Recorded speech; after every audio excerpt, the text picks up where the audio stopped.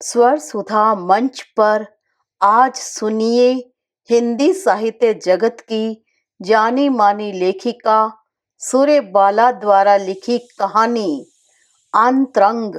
फिल्मी अंदाज में बाहें फैलाए बेशुमार अपनापन छिटकाती वे बड़ी मशक्कत से गद्देदार सोफे से उठने की कोशिश कर रही थी। हाय, कितने सालों पे मिलना हो रहा है न। आ जाओ न, चप्पलों के साथ ही यही सोफे पे ही गपशप करते हैं। पुरानी पहचानों का सिलसिला चल निकला। तभी किचन के दरवाजे से वह झांकी थी। सिर्फ एक नन्हा दुबला चेहरा, कच्ची बर्फ के नरम गोले सा। टीना की बेबी, मैं खुशी से लहकती कि हिश तीनों शब्द उन्होंने लपक कर फौरन ढांप से दिए। उनके सुर्ख लिपस्टिक लगे होठों का प्यार बदमजा सा हो आया। पानी लाना, 2 गिलास। और बुदबुदी आवाज में ही दबा सा उल्हाना दे डाला। टीना का बाबा तो कुल 3 का है, लिखा नहीं था आपको दार्जिलिंग से। याददाश्त बूढ़ी हो रही है ना उम्र के साथ। तभी ट्रे में रखे पानी के 2 गिलासों के साथ कच्ची बर्फ के नरम गोले की औकात मेरे सामने थी। झुकी सहमी आंखों के नीचे बेहद स्थिर से होंठ, जैसे बर्फ में दबकर जमी कोई नन्हे फूल की पंखुड़ी। अब दिखे उसके रिब्बन में समेटे रूखे रूखे बाल और किसी बड़ी सी मैक्सी की लंबाई काटकर बनी उसके शरीर पर झूलती पोशाक। अचानक मुझे लगा इसे कहीं देखा है, पर ऐसा मेरे साथ अक्सर होता है। यकबयक किसी नए चेहरे पर पहले की दिखी किन्हीं आंखों, किन्हीं होठों के अक्स उभरने लगते हैं। पर फिलहाल तो सचमुच शर्मिंदा होली मैं उसे टीना की बेबी समझ लेने पर। ट्रे लेके यूं ही खड़ी रहेगी या झुक के आगे भी बढ़ाएगी? वह चौंकी, मैं भी। उसने सहमकर ट्रे झुकाया, मैंने सहमकर गिलास उठाया। खुद पर फेंका एक धिक्कार। अगर मैं गिलास पहले ही उठा लेती तो वह शायद एक अदद अवहेलना से बच जाती। मैंने क्षतिपूर्ति करनी चाही। उसकी आंखों में पूरी सहानुभूति और कृतज्ञता उंडेलकर उसने दृष्टि की यह भाषा पहचानी थी। शायद उसके जीवन का यह सबसे अविश्वसनीय क्षण था। कोई दृष्टि उसे इस प्रकार सहलाए, उस पर इतनी देर तक टिकी रहे। थैंक यू बेटे। मैंने गिलास वापस ट्रे में रख दिया। एक भोली कृतज्ञता आंखों में भरे वह मुड़ ली। गिलास तेरी ट्रे में और आंखें चारों तरफ चकबकी तो कट गिलासों का सत्यानाश तो होना ही होना न। कट गिलासों के नुकसान जैसी तमाम संभावित परेशानियों और समस्याओं की खिंचलाहट से उनका चेहरा बुरी तरह सिकुड़ खिंच आया था। तर बतर ब्लाउज में पसीजती दबी ढकी झुर्रियां अंझलाई थी। सुन, 2 कप बढ़िया सी चाय, बगैर कुछ तोड़े फोड़े। खैर, वह तो तुमसे कहना ही बेकार। मुड़ ली वह। हिदायत नॉनस्टॉप जारी थी। शक्कर अलग से, गुड़ का शरबत न बना लाना। ट्रे सजाने के चक्कर में पानी खोलकर जोशांदा न हो जाए। पर इतनी हल्की भी नहीं। मेरी और मुड़ी, ठीक कहो तो जोशांदे का काढ़ा और हल्की कहो तो चावल का माड़। बेल बजी। जमादारनी, देख जरा, दूध वाला, बाटली दे दे 4। फोन उठाना तो। रुक, आई मैं, अभी आई जी, वरना यह कमबख्त जाने क्या बोल दे। वे उठी तो मैंने सोफे से ही जरा खिसक कर किचन में झांका। कुकिंग रेंज की ऊंचाई से जरा ही ऊंची वह खोलते पानी में चाय की पत्ती डालने के बाद भगोने में दूध गर्म कर रही थी। मुझे लगा वह नहीं, बहुत छोटी मैं ही अपने छोटे हाथों में गर्म दूध का भगोना लिए दूधदानी में उड़ेल रही हूं। जरा भी छलका कि एक चीख सी घुटी मेरे अंदर। तभी वह भगोना फ्रिज में रखने के लिए मुड़ी। मुड़ी तो मुझे अपनी ओर देखते पाकर बरबस मुस्कुरा दी। नन्हे फरिश्ते की तरह, जैसे एक पल को मेरी आंखों में दुबक कर सुस्ता ली हो। ओके जी। वे फोन रख रही थी। हम दोनों चौंक कर संभल लिए। उन्होंने चाय होठों से लगाई, सिकुड़ कर बिदक आए होंठ। चाय तो इसकी हमेशा स्टोन कोल्ड ही मिलती है, पर क्या किया जाए। और उन्होंने बदमजा सिप ली। सिप के साथ ही सामने उसे खड़ी पाकर उन्हें याद हो आया, डस्टिंग नहीं निपटाई न? खुद तो तुझे क्या क्या याद रहेगा। वह झाड़न लेकर डस्टिंग करने लगी। इधर मन में लगातार वही हड़कंप, कहीं तो देखा है इसे, या इस जैसी। याद क्यों नहीं आ रहा। उफ, कैसी बेकली है। सिर्फ कुछ ही दिनों पहले तो, अरे हाँ ठीक, पिछले हफ्ते लाइब्रेरी में स्वामी रामकृष्ण पर एक बुक पलटते हुए एक पृष्ठ पर हूबहू ऐसा ही चेहरा, आधा सहमा आधा हंसता सा, नन्ही अबोध बच्ची का। तस्वीर के नीचे लिखा था, इस तस्वीर को देखने के बाद स्वामी जी भक्ति विवल समाधि में चले गए थे। यानी तुझसे भी मेरी पहचान कुछ कम पुरानी नहीं। Hi aunty. टीना अंदर आती है, गोद में 3 साल का बच्चा लिए। नजर पड़ते ही उसे सख्ती से मना करती है। बाबा की नाक में डस्ट लग जाएगी न।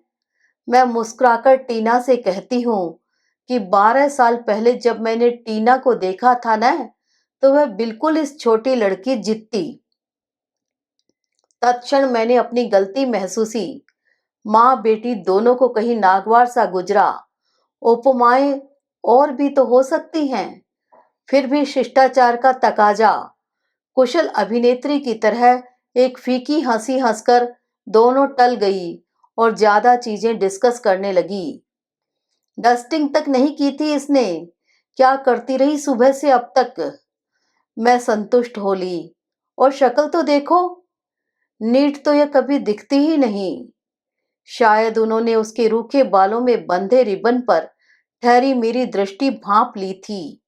माँ के प्रति सहानुभूति दिखाती टीना ने उसे सख्त हिदायत दी, कल से दोपहर तक बाल काढ़ लिया कर।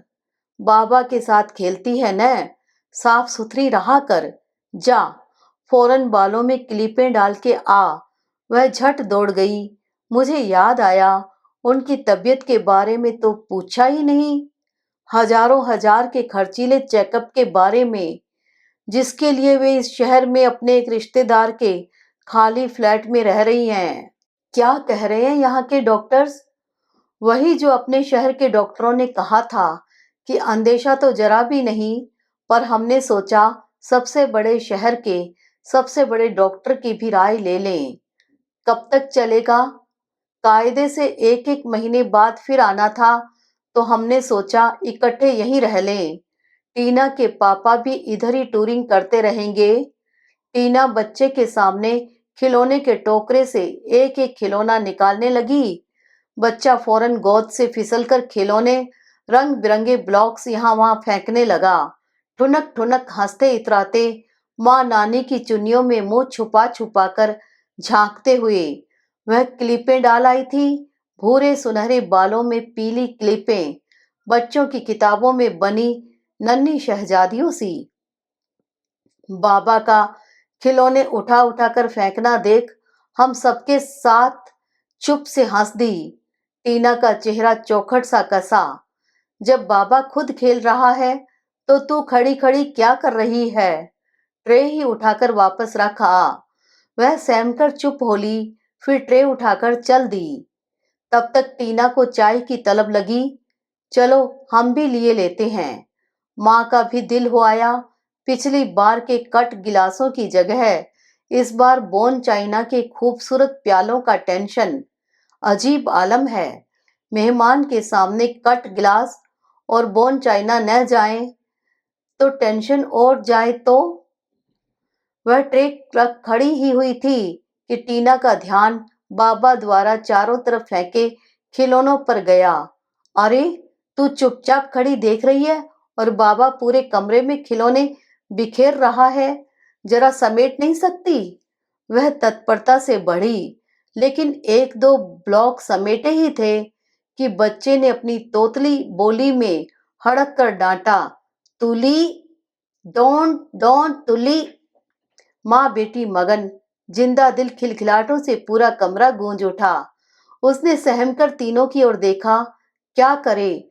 फिर उस ब्लॉक को छोड़ दूसरे खिलौनों की ओर बढ़ी, पर बच्चे ने लपक कर वह खिलौना भी उसके हाथ से झपट लिया और ज्यादा जोर से डपटा, नो तुली नो।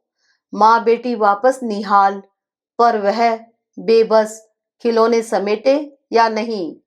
उसने निरीह भाव से माँ बेटी की तरफ दृष्टि उठाई, लेकिन उधर से कोई निर्देश नहीं।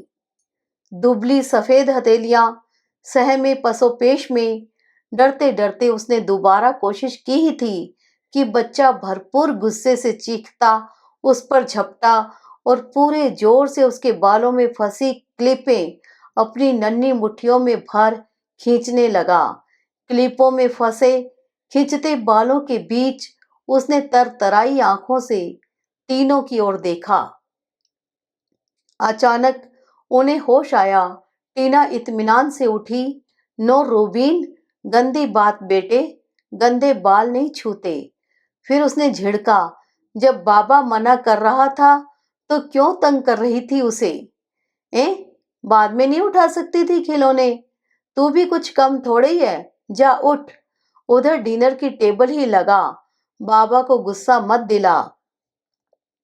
वह तत्परता से टेबल पर प्लेटें, गिलास, कटोरियां सजाने लगी। उनकी आंखें चुस्त बल्कि हिस्र तरीके से टेबल के चारों तरफ मंडराती रही। कहीं वह एक आधा लम्हे की चोरी या सुस्ती तो नहीं कर रही।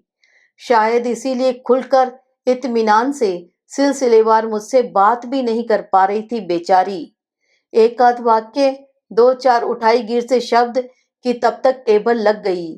तो खड़ी क्या है, प्याज ही काट ले, अदरक घिस ले, धनिया कतर ले, खीरे का रायता तैयार कर ले। सलाद तो काट सकती है, पर सलाद का भरता न बना देना। टीना फिर दिखी। माँ ने मीठे नीम का छोंका सा लगाया। आज तो शायद इनकी वजह से बड़े जतन से टेबल सजाई इसने। फिर तो मैटें जरूर उल्टी लगी होंगी। दोनों ने समवेत ठाका लगाया और मेरे न हंस पाने पर हैरत से देखने लगी। आटा हो गया? कुकर चढ़ा, तेल डाल दे, जैसे डालती है, जीरा और कटे प्याज भी। खाना बना लेती है? मेरे प्रश्न में सहज जिज्ञासा थी। उन्होंने उसी वितृष्णा से लिहाड़ी ली। अब तक के रंग ढंग से आपको क्या लगता है? अजी, किसी तरह होके लगा लगा कर काम निकालना है। पिसे मसाले डाल दे तुली। तुली? तुली नाम है? हाँ जी, जैसा बेढंगा काम वैसा ही बेढंगा नाम।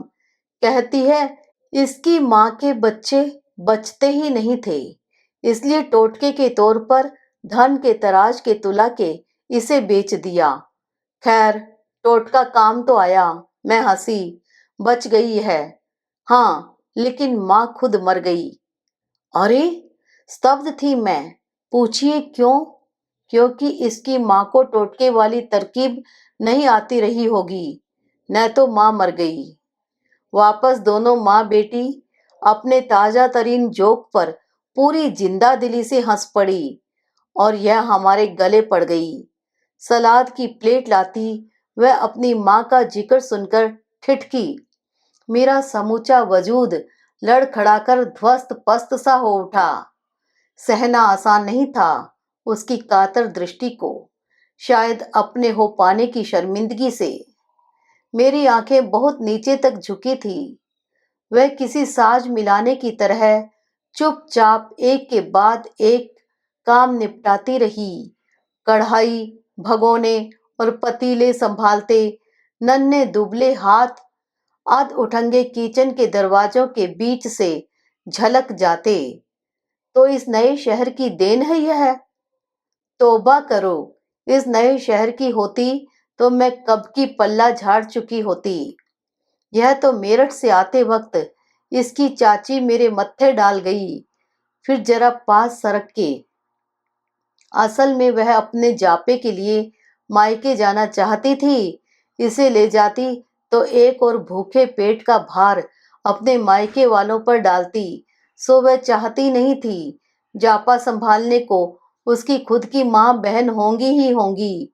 यू नो दीज पीपुल बड़े कैलकुलेटिव होते हैं ये।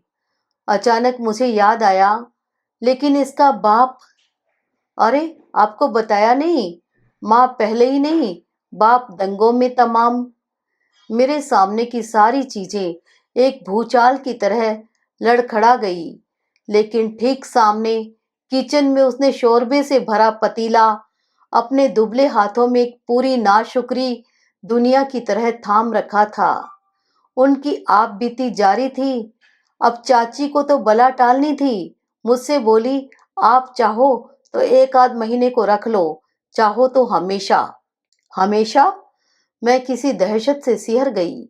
उन्होंने इसे अपने प्रति सहानुभूति का प्रदर्शन माना। समझ गई ना आप मेरी मुसीबत। अब ये जो हमेशा मेरे साथ रही, तो जानिए कि मैं तो दुनिया से ही हमेशा के लिए। और उन्होंने अपने उसी विशिष्ट ठठेबाज अंदाज में ठहाका लगाया। विमूढ़ धृष्टता के बीच मैं क्या कहूं। अचानक उन्हें छेड़ बैठी, आप ज्यादा परेशान हो तो मैं लेती जाऊं इसे। उनके ठाके में जैसे कोई बेआवाज बम फटा हो। एक मटमैली गुबार से भरी हवा फर गई चारों तरफ। फिर एकदम संभाल लिया उन्होंने अपने आप को। आप? अजी आप तो एक हफ्ते न रख पाएंगी। शर्त रखती हैं? यह तो मेरा ही कलेजा है। टीना जानती है, दिन रात देखती है। उनका डायलॉग इससे बहुत लंबा खींचा। सारांश में वह उनकी अब तक की सब्रो गम की दास्तान का पुनः प्रसारण था। तब तक दाल छुक गई। हम साथ साथ खाने बैठे। मेरे उस एक वाक्य की गुमनाम तिलमिलाहट उनके चेहरे की बाकी झुंझलाहटों में बाकायदा शामिल हो गई थी। उधर ठीक मेरी सीट के सामने किचन में वह जल्दी जल्दी रोटियां बेलती, गैस पर फुलाती और लगभग दौड़ती हुई प्लेट में फूला हुआ फुल्का लिए हाजिर हो जाती। उन्होंने बस बोला, अब नहीं बनाना, हम चावल लेंगे।